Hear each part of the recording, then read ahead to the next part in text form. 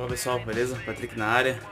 Gostaria de falar uma dica aí para vocês, dono de carro, que tá com ruído estranho no seu carro. Às vezes nem é amortecedor, pode ser um simples batente ou coxinho. Vou mostrar para vocês. Ó, tô com esse amortecedor de Corsa aqui na bancada e para você ver a coloração aqui, ó, vermelha. Esse coxim é de nylon, um material bem rígido.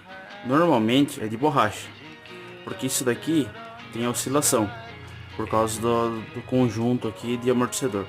Se você troca e coloca um de nylon, fica muito rígido, acaba tendo muito ruído e acaba prejudicando a carroceria do veículo.